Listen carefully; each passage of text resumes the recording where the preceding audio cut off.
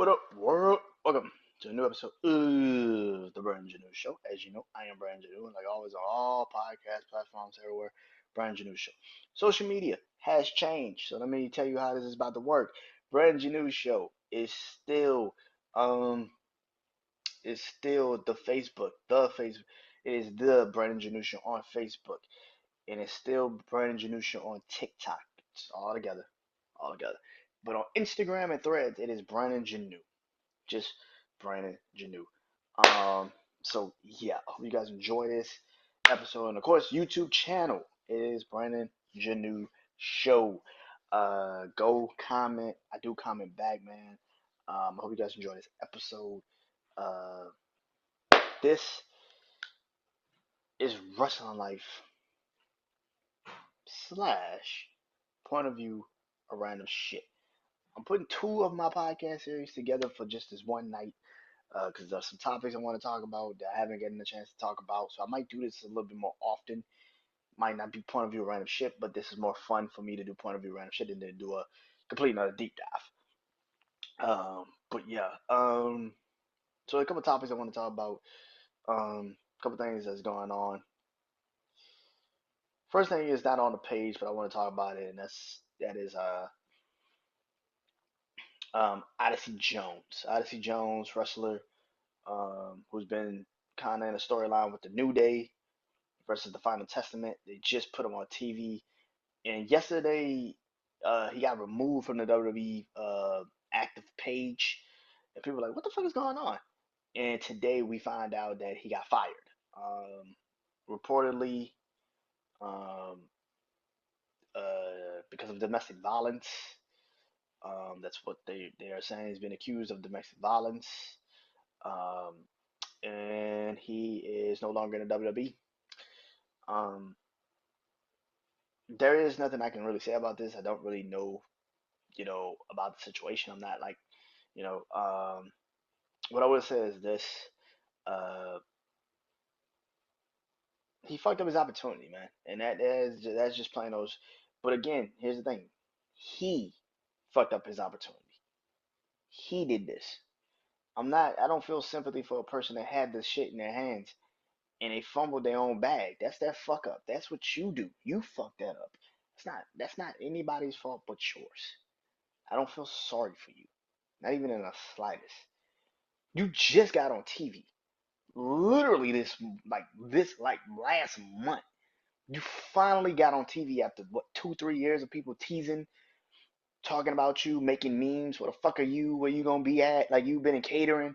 You finally get in a storyline with one of the most decorated tag teams in WWE history to be pretty much the protector, and probably was going to be one of the very big reasons for them to either break up or to at least find their way back to each other, and you fuck it up. Now, again, I don't know the story. I don't know if, what it is. When you hear domestic violence, you automatically just assume it's the worst. You know what I'm saying? You just had, Nikki Bella just go through this shit with her husband, who I think now they're getting divorced. Like, I don't like talking about shit like this because it sucks because it's just you don't know, you know, how to really talk about it. You know what I'm saying? And all you could talk about it from the perspective is just a fan of professional wrestling, and that's all I am, and that's all we all are. And so for Odyssey Jones, yeah, you fucked up. You fucked up. It's not like we could sit here and act like you didn't do that. You fucked up. You did this to yourself. You should never put yourself in this position. That's just how it is, and that's just how it's always going to be. Why would you put yourself in a position to even be? But that's that's your thing, man. Go ahead and do your thing, man. Another thing that I want to talk about before, and it's not also on here either on my page either, and that is uh Hulk Hogan. Hulk Hogan did a podcast interview. I'm assuming this is way before because Logan Paul still had the U.S. Championship. Logan Paul still had the U.S. Championship on his table. Logan Paul ain't been U.S. champion since the beginning of August. So Hulk Hogan must have done this interview like either at the beginning of August, literally little a couple months before that.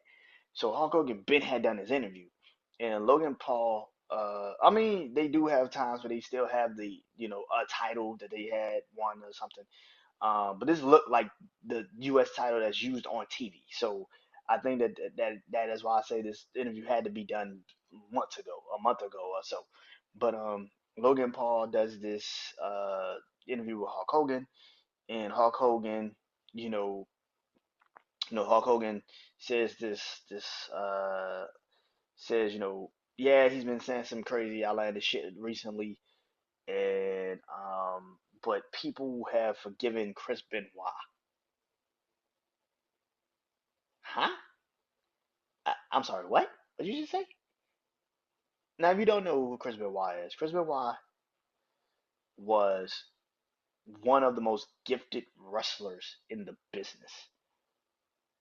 Man could go out there and have a 5-star match with a broomstick. Dude was fucking gifted. But the way he ended his life is something that can never, never replace how you feel about a human being. I've always said Chris Benoit is one of those you separate the art from the person. The art that he gave us as a wrestler was beautiful. I did a top 10 list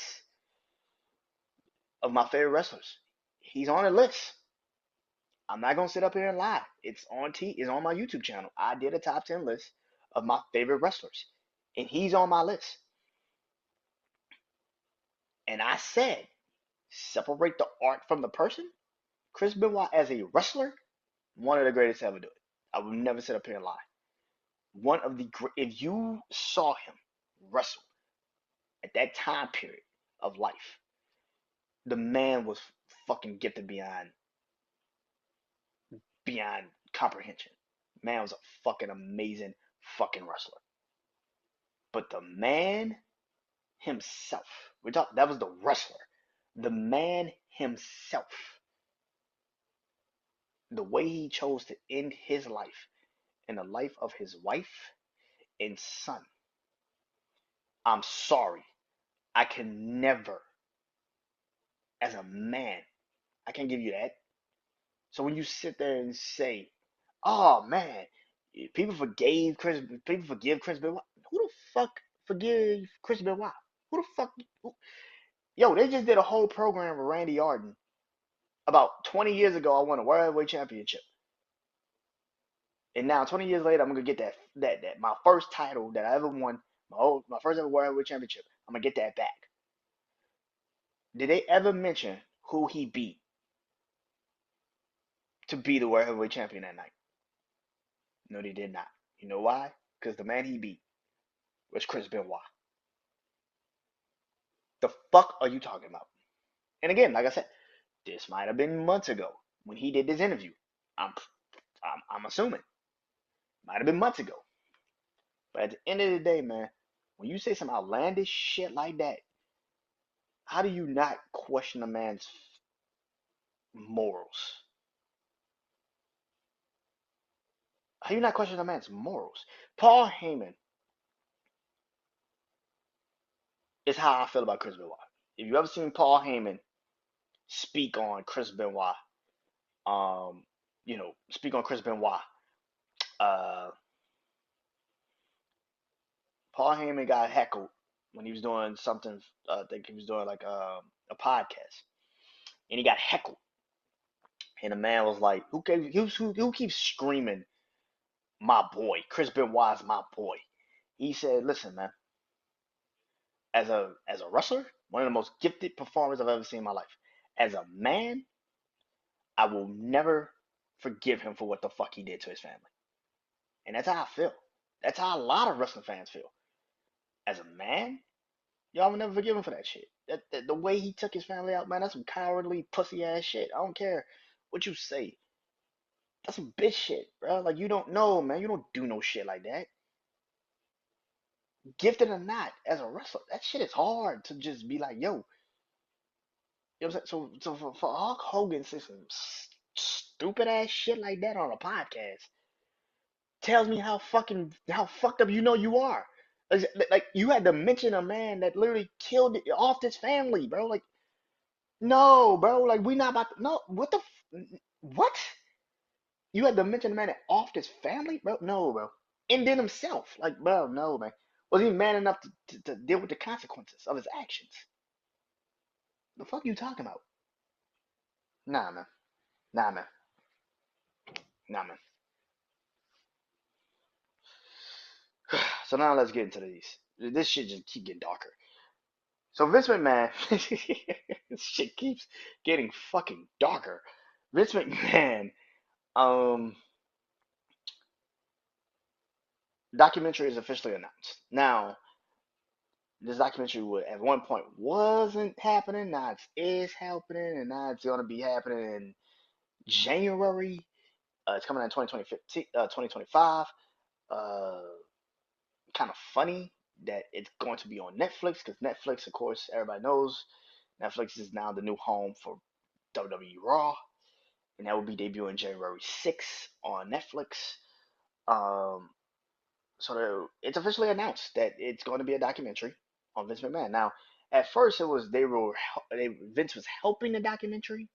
Now it seems like he's not a part of this documentary. So it's going to be pretty interesting how they're going to actually um how they're actually going to do this. The Vince McMahon documentary. Not because it's I want to know how they're gonna because Netflix is great at documentaries. Like they're amazing at how to do documentaries. Vince is a towering figure in the wrestling world. Like you can't not sit up here and not talk about Vince McMahon when it comes to wrestling. But this documentary seems like it's going to be one of the most I don't say scandalous. That's a little weird to say scandalous.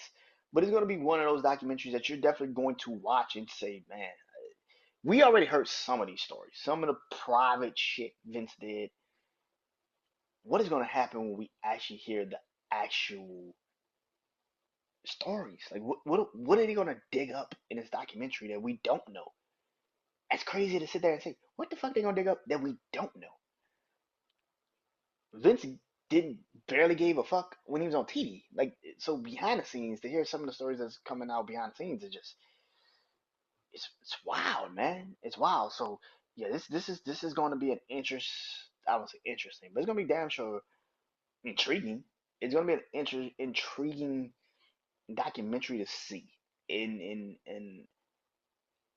I'm always about the sports documentaries. I'm always about wrestling documentaries. So yeah, I'm gonna be watching it. Of course, I'm gonna watch this shit. You know. So yeah.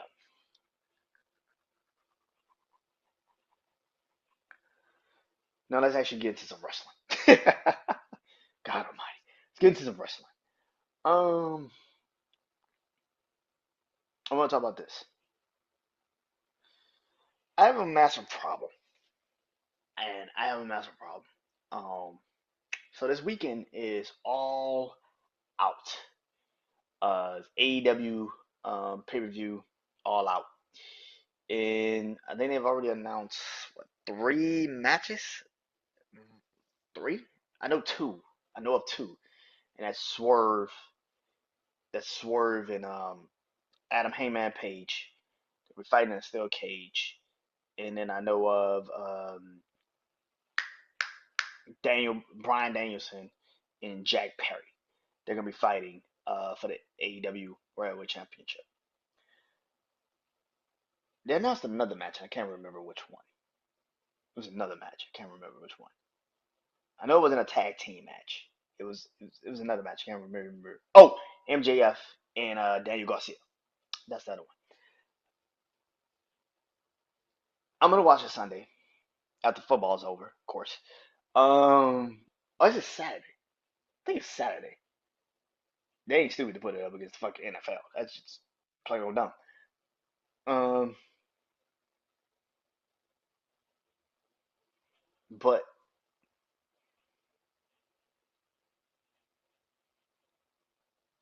how do I feel about this team?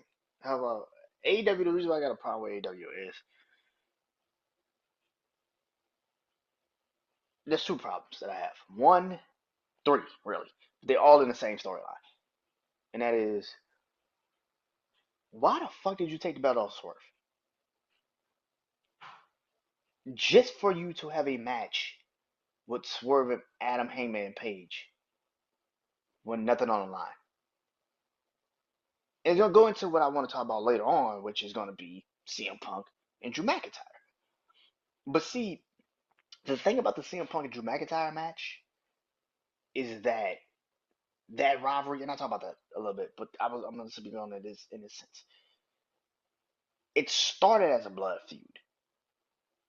Drew injured CM Punk. His get back was Drew won the title, and then he cost him the title at WrestleMania. 5 minutes 46 seconds. That's how long Drew had that belt. And every time Drew got close to winning the title, CM Punk cost him the title. But on top of that, Drew has got his get back numerous times. The first match was at SummerSlam. The second match was at Bash in Berlin. The third match is going to be in Hell in a Cell. The problem that I'm having with the Swerve and, Adam Hadman Page shit, Drew has never been champion. Well, Drew was champion at first, but he hasn't been champion since.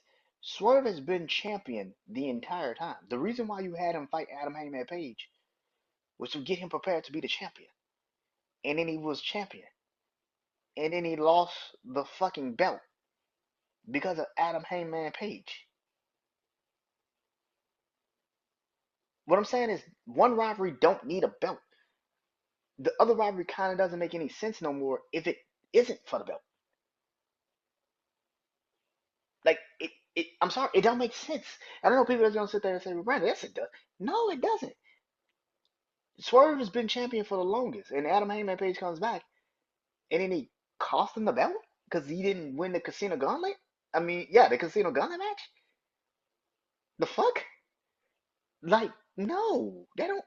You should have just gave him the fucking Casino Gauntlet. Like, bro, it just. In other words, it's like, and here's the fucking stupid part: is that Adam Hangman Page and Swerve are going to fight for the belt eventually, and that's the dumbest shit. It's like, bro, you could have just killed the fucking middleman. Like, just gave the fucking man, kept the man with the belt, and then had a match. AEW does shit ass fucking backwards. I don't get it. Like, why? And then on top of that, you give Jack Perry the fucking match? Jack Perry, who's already a champion. And I've told y'all already, if you haven't watched any of my shows the last couple of days, I have said I hate when they do double championship when you got two belts in one match. It don't make fucking sense. If it's not for both belts, what the fuck are you having two belts in the conversation for? I fucking despise that shit. Jack Perry is going only getting this title match is because of a man again that ain't even physically in the company. CM Punk. And you can sit there and say, "Ah, oh, Brad, it's bigger than that." You gotta look at the bigger picture. What is the bigger picture? The bigger picture is you're trying to rouse up that Chicago crowd. You're trying to get that Chicago crowd to pretty much chant "fuck CM Punk." And the problem with that is they may and they may not. And then what the fuck is the problem? So you just had a match with a guy in it with no real emotion, no reasoning behind it. There's no storyline.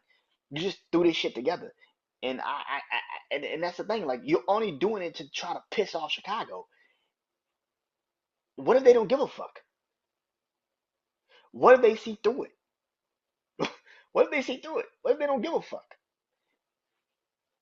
And I get Bryan Danielson is almost on his way out, so you wanted to give him the AEW championship. I get that.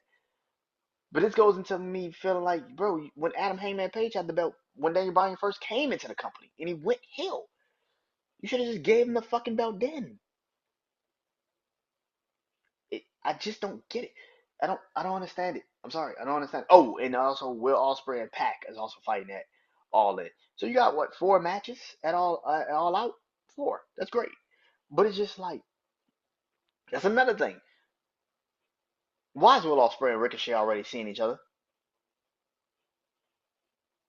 No build, no suspense, no. Will Ospreay's not losing that belt to Pac. That shit is not happening. So now you're gonna have Ricochet and Will Ospreay fight in the next couple weeks on some random ass AEW, some random ass 5 year anniversary. Because that's pretty much what's about to happen. Pac is gonna lose to Will Ospreay, and literally is going to be Ricochet versus Will Ospreay for the international championship at the 5 year anniversary of AEW. I'm telling you this shit now. I can tell you this now. Right on the fucking wall. It's coming. It's fucking coming. It's already you already see it. It just AEW does shit ass fucking backwards, and that's what fucking confuses me about the company. It's because it's nothing wrong with that. It's nothing wrong with doing shit ass backwards. But how do you tell a story when you're doing it ass fucking backwards? It's kind of hard for me to be invested in storylines when you don't even know how to make a storyline. You don't know how to make it work, and it's just Will Ospreay fighting Ricochet is dumbest shit on the planet. Like wait, but they won't because they don't know how to. The fact that you could also be very smart about how Brian Danielson. I just can't get over the fact that you gave the belt to Brian Danielson only to turn around and give it to Jack to have Jack Perry fight this man, and now you just took a title off the fucking off the pay per view just because you want to run with a feud that ain't even a feud anymore. The man ain't even physically in the fucking company no more. He's not even there. Like it's just fucking stupid. I don't get it. And you got AEW fans that's gonna they probably see this when I brought this out, and I might clip this and I might put it out there because it's something that y'all gotta pay for. Y'all gotta pay for your crimes on this bullshit. Y'all be thinking this shit is cool. It's not, bro. It's not fucking cool. When people are watching this shit, and you like, does this not make sense? Like, am I the only one that's realizing this shit don't make sense? It just you're also trying to still build a feud that ain't even a feud anymore. The man ain't even in the company. It just don't make sense, man. It don't make sense.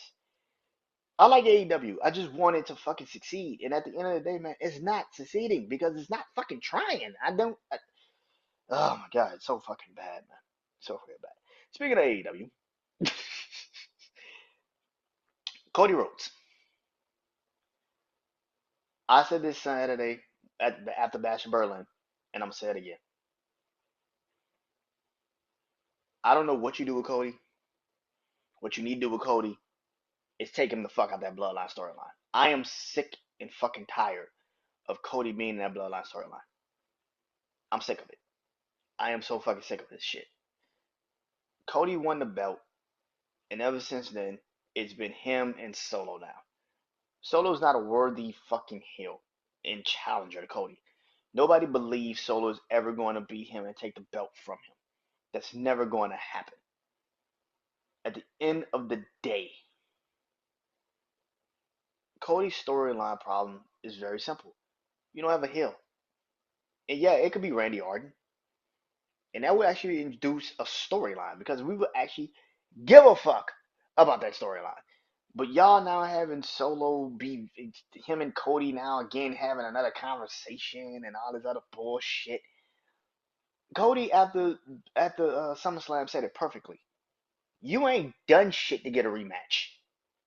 What the fuck are you? You ain't done shit. You lost. Like you're not getting a rematch. And now Cody and Solo's gonna be in a ring talking again. Like, why? The Bloodline storyline does not need to be in Cody Rhodes' life. Let that shit die, bro. I get it. The Bloodline storyline is one of the most impactful stories of the last, modern era. But Cody's the WWE champion for a fucking reason. Let's move on from this shit, man. God almighty. Cody deserves to have another match. Cody deserves a title, a storyline that ain't got nothing to do with the fucking bloodline. Cody literally told Solo to his face after SummerSlam, "You're never getting a rematch." And for the last couple of months, weeks, Solo's been like, "I want a rematch." For what reason? You lost at SummerSlam.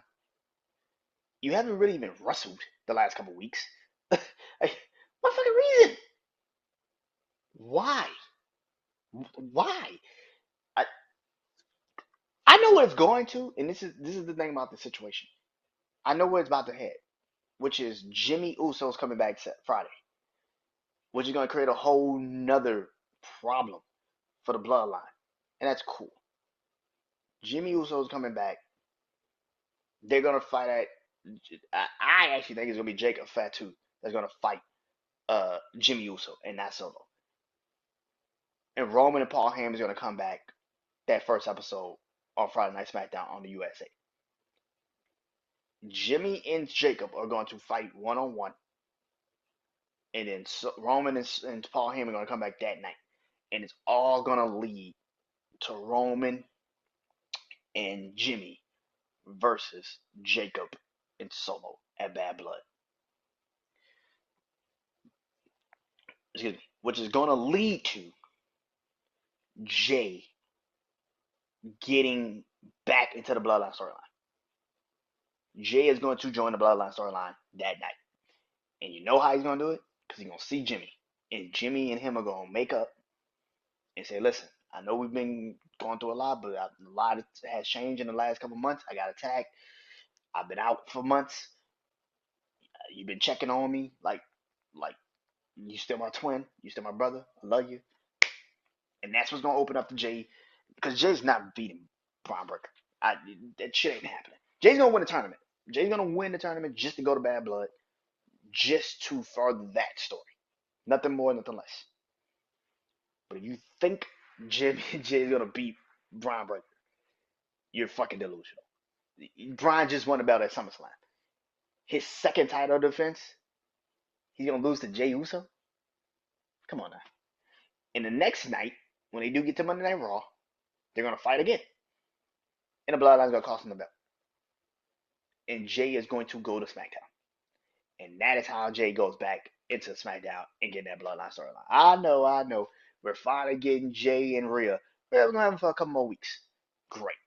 But once that shit starts, after October, Jay is going to be on SmackDown. And they're going to switch. Now, I don't know who's going to get switched over. I think, for me personally, it's not Kevin Owens. It should be AJ Styles. AJ Styles. Matter of fact, I actually would like to see Kevin Owens go to Raw. And I think Kevin Owens going to Raw. Nah, because my thought process on that is Kevin Owens is going to turn heel on Sammy. He's going to turn heel, but he's just going to turn heel on Sammy. And the only way you can turn heel on Sammy is if Sammy joins the Bloodline storyline too. But Sammy's got to join Jay.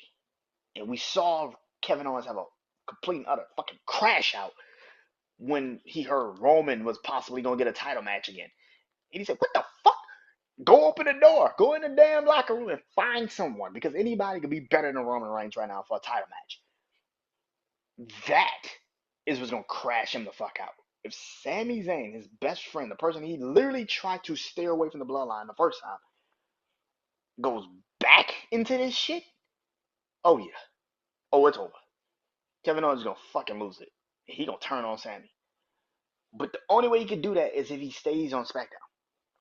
So that's why I say if they're going to do Jay going back to SmackDown, somebody's got to go to Raw, right? It's got to be a trade-off. And to me, it's AJ Styles. AJ's the only one that's believable enough that could go to Raw and easily automatically fit in. Not Carmelo Hayes. And they've been saving AJ for a reason. They haven't used him yet. Either him or Shinsuke are going to Raw. And matter of fact, I think AJ and maybe Shinsuke both go to Raw. And Jay and Sammy go to SmackDown. Yeah, I can see that. I can easily see that shit. I think Jay and now right then and there, you got fucking believable faces and believable fucking heels on SmackDown. Now you got something. Because now you got Jimmy and Jay. You got Jay, you got the Bloodline, original Bloodline, you got the Bloodline 2.0. You got Randy Orton that's a heel. And what I also think, which is going to happen in the Hell in a Cell match, is somebody's going to leave Raw. And I'll talk about that in a minute. But yeah, Cody Rhodes' storyline problem is very simple. Get him the fuck away from the fucking bloodline. It's very simple. Stay the fuck away from the bloodline, and that would help that damn storyline automatically. I do not want to see Cody and Solo in the ring talking about nothing.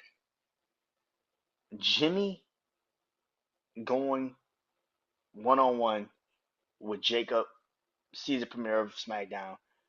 Roman and Paul Heyman are coming back. That's gonna be great, and I can't wait. But Cody Rhodes' storyline problem is very, very bad. They need to get that shit fixed.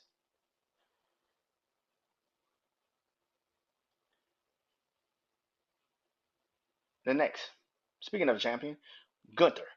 Gunther has now a couple of ops on his radar. A couple of ops on his radar. One is Sami Zayn, and I'm assuming Sami and Gunther is going to fight at Bad Blood. I didn't think Gunther and Sami would fight. Gunther would fight at Bad Blood, but now that Sami Zayn has officially entered into the picture, it's going to be Gunther and Sami Zayn. Um, Gunther's not losing to Sami. I know people on social media is going to have a fucking complete and utter meltdown and cry. And maybe not now, because Sammy, they call Sammy Hogan. Sammy Hogan. Um, but I can easily see Gunther and Sammy fighting at Bad Blood. Gunther's not losing to Sammy. He's gonna get his get back. He got his get back on Randy. He's gonna get his get back on Sammy. Gunther's gonna beat Sammy, and clearly at Survivor Series, he's gonna fight the winner of the Hell in a Cell, which I'm assuming is gonna be CM Punk. So, with that clearly being the case, Gunther versus Sami Zayn, it's gonna be awesome. And then Gunther versus CM Punk at Survivor Series is gonna be even greater. At the Royal Rumble, I don't know what you do with Gunther. I don't, I don't, I don't particularly know what you do with Gunther. By that time, you should know if you got, another number one. I think at WrestleMania is gonna be either Brock Lesnar, maybe Ilya Dragunov, because Bryan's gonna keep that belt until WrestleMania. So I could definitely see Ilya and Gunther at WrestleMania, but I think Gunther loses to Ilya, so I don't think that happens. So yeah, I don't know. Maybe Brock, but maybe Gunther doesn't even fight at Royal Rumble. Maybe you don't even have a title match at Royal Rumble. Maybe he just does his thing. But yeah, Gunther versus Sammy's gonna happen at Bad Blood. I can't wait. His next couple of title matches is gonna be pretty much easy to see. I think Damian Priest at some point. Damian Priest. I think Damian Priest at Royal Rumble. I think Damian Priest should get his. He never got his one-on-one. He never got his rematch. I think Damian Priest comes back around and gets his one-on-one match against Gunther at Royal Rumble. Why not? Um, but yeah. Was leading to the CM Punk versus Drew McIntyre story. I said Saturday, Drew McIntyre breaking the bracelet and then doing that. That's kind of stupid. Why would that happen? I think he still needs to go to Chicago and do something. I still believe that. I still believe he needs to go to Chicago and do some damage to AJ or the dog or do something. Where the problem lies is now that this Hell in a Cell match is going to happen. This Hell in a Cell match is going to happen. It's going to be awesome. But it's something that JD from New York said last night on his post show of Monday Night Raw, and I totally believe it, and I totally agree. Which is one of these motherfuckers got to leave Raw. You can't just have a match like this, have a blood feud like this, and still be on Raw with a nigga. Like that is crazy to me. Drew and CM Punk, one of them has to leave Raw after this. And I think it's going to be true. And if Drew goes to SmackDown, now SmackDown has Roman Reigns, Cody Rhodes, Randy Orton, Kevin Owens, Sammy, and Jey Uso. Now you got really, you know, you actually have a field of fucking wrestlers now. You went from having nobody to now having top faces Cody Roman in the OG bloodline with Sammy J and Jimmy, the Usos and Sammy, to now having a bunch of fucking heels, Drew McIntyre, Randy Orton, and the Bloodline 2.0. That shit sounds crazy to me. Like that, like SmackDown went from having nothing to now having an actual fucking top card, and now maybe you can fill out the mid card. because Jay still can wrestle for the mid card title with LA Knight. You created kind of like that little something. You got still, Jacob Fatu and Solo. You got the Bloodline with the tag team titles, which I don't like. But and you still got DIY and Street Profits and them, and then the Usos will be back together. So that clearly is a tag team for you. Yeah, man. I'm like, man, that storyline would be great, man. If CM Punk beats Drew McIntyre, clearly what's gonna happen. CM Punk versus Gunther at Survivor Series, and then you still got the Bloodline War Game match, probably. Hell yeah! Like this is gonna be awesome, man. But I think Drew versus CM Punk. If you didn't realize that last night was one of the best segments they had probably ever. They've had pull away brawls and shit, but this was the first time it was actually emotion attached to it in a minute. Yeah, they just go out there and they have some match and they fight a little bit and all that shit. This was the first time it was actually emotion tied with it. The bracelet being broken and then put in the man's mouth just to get Claymore. Then the fact that the man came back, saw him on a gurney, and was like, I need to do more damage. What more can you want? That's bad blood, baby. It's bad blood. I can't wait for that match. October 5th is the Bad Blood pay per view. 27 years to the day that 27 years to the day in the arena that Bad Blood, Undertaker, Shawn Michaels. And now we're going to get Drew McIntyre, CM Punk. It better be some blood in this motherfucking match. I mean, it better be motherfucking bloody. Like, yeah. But, I can't wait. I can't wait, man. That's all I wanted to talk about, man. Like I said, I might do this a little bit more. Might do this a little bit more. So until next time, I am Brandon Janeau. This is Wrestling Life, point of view, random shit. Peace.